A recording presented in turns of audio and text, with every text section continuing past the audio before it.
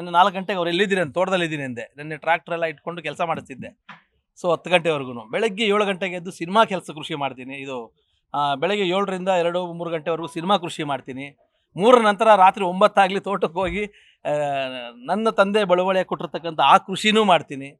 ಇದರ ಮಧ್ಯದಲ್ಲಿ ಈ ಥರ ನಮ್ಮ ಹಿರಿಯರುಗಳು ಇನ್ಸ್ಪೈರ್ ಮಾಡ್ತಾರೆ. ಆ ಥರ ಬೇರೆ ಬೇರೆ ಏನೇನಾಗುತ್ತೆ, ಈಗ ನಮ್ಮ ಮಂಜಣ್ಣ ಸರ್ ಇದ್ದಾರೆ, ಇದೊಂದೇ ಮಾಡಬೇಡ, ಅದು ಮಾಡು, ಇದು ಮಾಡು ಅಂತಾರೆ. ಎಲ್ಲ ಕೆಲಸಗಳು ತೊಡಸ್ಕೊಂಡು ಎಲ್ಲ ಕೆಲಸಗಳು ಮಾಡೋದಕ್ಕೆ ಇನ್ಸ್ಪೈರ್ ನೀವು.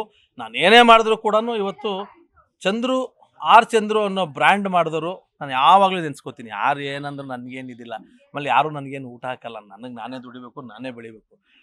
ಚಂದ್ರು ಅಂತ ಬ್ರ್ಯಾಂಡ್ ಮಾಡಿದವರು ತಾಜ್ ಮಹಲಿಂದ ಕಬ್ಜಾವರೆಗೂ ನೀವುಗಳು ಸರ್. ನಿಮ್ಮ ಸಪೋರ್ಟಿಂದನೇ ಚಂದ್ರು ಆಗಿದ್ದು.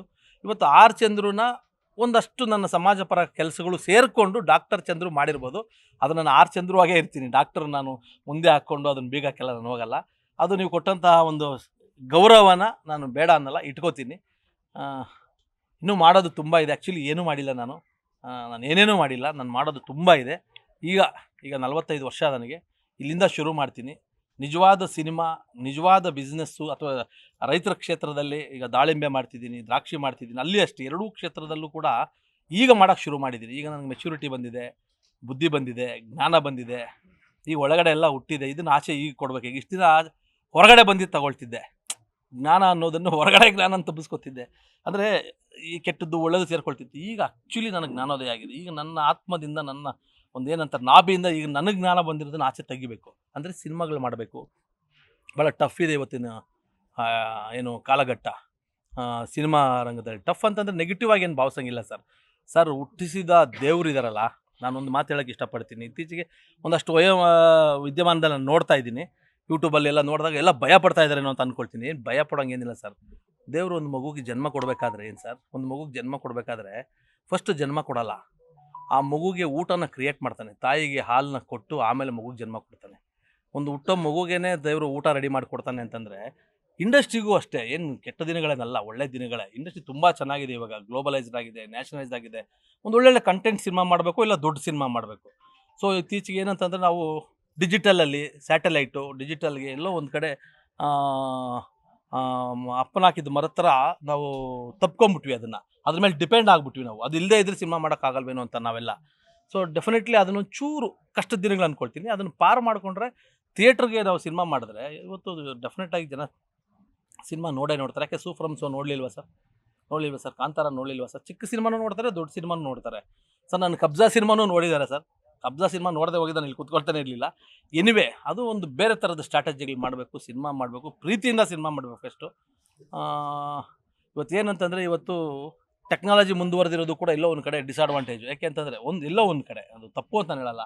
ಇವತ್ತು ಸಿನಿಮಾಗಳನ್ನ ಇವತ್ತು ನಾವು ಮೊಬೈಲಲ್ಲೇ ಸಿನಿಮಾ ಮಾಡ್ಬಿಡ್ತೀವಿ. ಸೊ ಕ್ವಾಲಿಟಿ ಸಿನಿಮಾ ಕೇಳ್ತಾರೆ. ಅದು ನಮ್ಮ ಕರ್ನಾಟಕದವ್ರಿಗೆ ತುಂಬ ತುಂಬ ಚಾಲೆಂಜಿಂಗ್ ಇದೆ. ಏನಕ್ಕೆ ಅಂತಂದರೆ ಇದೆಲ್ಲ ಸಿನಿಮಾ ನೋಡ್ತೀವಿ ನಾವು. ಮಲಯಾಳಂ ಸಿನಿಮಾ ನೋಡ್ತೀವಿ, ತೆಲುಗು ಸಿನಿಮಾ ನೋಡ್ತೀವಿ, ಹಿಂದಿ ಸಿನಿಮಾ ನೋಡ್ತೀವಿ. ಏನು ಮತ್ತೆ ಸರ್, ಎಲ್ಲ ಸಿನಿಮಾನು ನೋಡಿ ಬಿರಿಯಾನಿ ತಿಂತೀವಿ, ಕಬಾಬ್ ತಿಂತೀವಿ, ಎಲ್ಲ ತಿಂದು ನಮ್ಮ ಮನೆಯಿಂದ ಏನೋ ಒಂದು ಅನ್ನ, ರಸ, ಚಿತ್ರಾನ್ನ ಏನೋ ಒಂದು ರೆಡಿ ಆಗುತ್ತೆ ಅಂತ ಅಂದ್ಕೊಳ್ಳಿ. ನಮ್ಗೇನು ಅನ್ಸುತ್ತೆ, ಇದು ನಮ್ಮ ಮನೇದು ಬಿಡು ಅನ್ನೋ ಥರ ಅನಿಸ್ಬಿಡುತ್ತೆ. ಅದೆಲ್ಲ ಕಾಮನ್. ಅದು ಹಿತ್ತಲಗಡ ಮದ್ದಲ್ಲ ಅಂತ. ಫಸ್ಟ್ ನಮ್ಮ ಪ್ರೇಕ್ಷಕರು ನಮ್ಮ ಮನೆ ಊಟನ ಫಸ್ಟ್ ಇಷ್ಟಪಡಬೇಕು. ನಮ್ಮ ಮನೆ ಡೈರೆಕ್ಟರ್ಗಳಿಗೆ, ನಮ್ಮ ಮನೆ ಪ್ರೊಡ್ಯೂಸರ್ಗಳಿಗೆ ಒಂದು ಕಡೆ ಇದನ್ನು ಪ್ರೀತಿಯಿಂದ ಕೇಳ್ಕೊಳ್ತೀನಿ. ನಾನು ಇದನ್ನು ತುಂಡಾಗಿ ಕಟ್ ಮಾಡಿ ಇದನ್ನು ಅಪಪ್ರಚಾರ ಆಗೋದು ಬೇಡ. ನೀಟಾಗಿ ಫಸ್ಟ್ ನಮ್ಮ ಡೈರೆಕ್ಟರ್ಗಳನ್ನು, ನಮ್ಮ ಪ್ರೊಡ್ಯೂಸರ್ನ, ನಮ್ಮ ಮನೇನ ಫಸ್ಟ್ ಇಷ್ಟಪಡೋಕ್ಕೆ ಸ್ಟಾರ್ಟ್ ಆಗೋಗ್ಬಿಟ್ರೆ ನಿಮ್ಮಿಂದ ಶುರುವಾಗುತ್ತೆ. ಎಲ್ಲರೂ ಒಳ್ಳೆ ಸಿನಿಮಾಗಳೇ ಮಾಡ್ತಿದ್ದಾರೆ ಸರ್. ಎಂತೆಂಥ ಸಿನಿಮಾ, ಯುದ್ಧಕಾಂಡ ಇರ್ಬೋದು, ಇನ್ನೊಂದು ತುಂಬ ಸಿನಿಮಾಗಳು ನಮ್ಮವು ಬಂತು. ಮಲಯಾಳಮಿಂದ ಅದೇ ಥರ ಪ್ಯಾಟರ್ನ್ ಸಿನಿಮಾ ಬಂದಿದೆ. ಎಲ್ಲ ಖುಷಿಪಟ್ಟು ನೋಡ್ಬಿಡಿ, ಅದು ನೋಡ್ದ ಅಂತಾರೆ. ಅರೆ ಯುದ್ಧಕಾಂಡ ಅಂತ ಅಜಯ್ ಅವ್ರದ್ದೊಂದು ಸಿನಿಮಾ ನೋಡಿದೆ, ಎಷ್ಟು ಚೆನ್ನಾಗಿತ್ತು. ಇನ್ನೊಂದು ಸುಮಾರು ಒಂದು 2-3 ಚಿಕ್ಕ ಸಿನಿಮಾಗಳು ನೋಡಿ, ಎಷ್ಟು ಚೆನ್ನಾಗಿತ್ತು. ಯಾರೂ ನೋಡೇ ಇಲ್ಲ, ನೋಡ್ದಂತ ಕೇಳಲೂ ಇಲ್ಲ. ಸೊ ಮೊದಲು ಮನಸ್ಥಿತಿ ನಮ್ಮ ಆಡಿಯನ್ಸ್ಗೂ ಸ್ವಲ್ಪ ಬದಲಾಗಿ ಫಸ್ಟ್ ನೋಡಿ. ಚೆನ್ನಾಗಿಲ್ಲದೆ ಇದ್ದರೆ ನೀವು ಹೇಳಿ, ತಪ್ಪೇನೂ ಇಲ್ಲ, ತಿದ್ಕೋತೀವಿ. ನಾವೇನು ನಿಮಗಿಂತ ದೊಡ್ಡವರಲ್ಲ.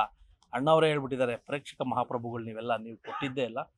ಸೊ ಈ ಒಂದು ಸಂದರ್ಭದಲ್ಲಿ ನಾನು ಜಾಸ್ತಿ ಪ್ರೇಕ್ಷಕರು ಇದು ಮಾಡೋಕ್ಕೆ ಹೋಗಲ್ಲ. ಇವತ್ತು ಚಂದ್ರು ಏನಿವತ್ತು ಚಂದ್ರು ಎಲ್ಲ ನಿಮ್ಮಗಳಿಂದನಾಗಿರೋದು. ನಾನು ತಾಜ್ ಮಹಲ್ ಸಿನಿಮಾ ನೋಡಿದ್ದೀನಿ, ಚಾರ್ಮಿನಾರ್ ಸಿನಿಮಾ ನೋಡಿದ್ದೀನಿ, ಮೈಲಾರಿ, ಐ ಲವ್ ಯು, ಕಬ್ಜಾನು ಕೂಡ ಅಷ್ಟು ಕೋಟ್ಯಾಂತರ ರೂಪಾಯಿ ಬಿಸ್ನೆಸ್ ಹಾಕೊಂಡು ಎಲ್ಲ ನೋಡಿದ್ದೀರಿ. ತುಂಬ ಜನ ಕೇಳ್ತಾ ಇದ್ದಾರೆ, ಯಾವಾಗ ಕಬ್ಜಾ 2 ಯಾವಾಗ, ಅಥವಾ ನಿಮ್ಮ ಡೈರೆಕ್ಷನ್ ಯಾವಾಗ ಅಂತ. ಫಾದರ್ ರೆಡಿಯಾಗಿದೆ, ಡಾರ್ಲಿಂಗ್ ಕೃಷ್ಣ ಮತ್ತು ಪ್ರಕಾಶ್ ರಾಜ್ ಅವರು ರೆಡಿಯಾಗಿದೆ. ಸೊ ಈ ಕ್ರಿಕೆಟ್ ಇರೋದ್ರಿಂದ ಸ್ವಲ್ಪ ಸ್ಲೋ ಮಾಡಿದ್ದೀನಿ. ಈ ಕ್ರಿಕೆಟ್ ಎಲ್ಲ ಮುಗಿದ್ಮೇಲೆ ಫಾದರ್‌ನ ಬಿಡುಗಡೆ ಮಾಡ್ತೀನಿ. ಖಂಡಿತ ನೀವು ಒಂದು 'ತಾಜ್ ಮಹಲ್', 'ಚಾರ್ಮಿನಾರ್' ನೋಡಿದಾಗ ಏನು ಖುಷಿ ಪಟ್ಟಿದ್ರೋ ಆ ಒಂದು ಎಮೋಷನ್ಸು ನನ್ನ ಸಿನಿಮಾ ಅಲ್ಲ ಅದು. ನಾನು ಇನ್ವೆಸ್ಟ್ ಮಾಡಿದ್ದೀನಿ. ಅದು ಒಬ್ಬ ಹೊಸ ಡೈರೆಕ್ಟರ್ ಮಾಡಿರೋ ಸಿನಿಮಾ ಅದು. ಅದು ಬಿಡುಗಡೆ ಮಾಡ್ತೀನಿ. ಅದರ ಪ್ಯಾರಲಲ್ಲಿ ನಂದು ಒಂದು ದೊಡ್ಡ ಸಿನಿಮಾ ನೀವೇನು 'ಕಬ್ಜಾ' ನಿರೀಕ್ಷೆ ಮಾಡಿದಿರಿ, ಅದೇ ಥರದ ಮೇಕಿಂಗಲ್ಲಿ ಈ ಸತಿ ಕಂಟೆಂಟಲ್ಲಿ ಮಿಸ್ ಓಡಿದೆ. ಅದೆಲ್ಲ ರೆಡಿ ಆಗಿದ್ದೀನಿ. ಆದಷ್ಟು ಬೇಗನೆ ನಿಮ್ಗೆ ಹೇಳೋದಕ್ಕೆ ನಾನು ಖುಷಿಯಾಗಿದ್ದೀನಿ. ಇವತ್ತು ನನ್ನ ಬರ್ಡೇ. ನೀವೆಲ್ಲರೂ ಬಂದು ಆಶೀರ್ವಾದ ಮಾಡಿದ್ದೀರಾ. ನನಗಿದೆ ಇದೇ ಶಕ್ತಿ.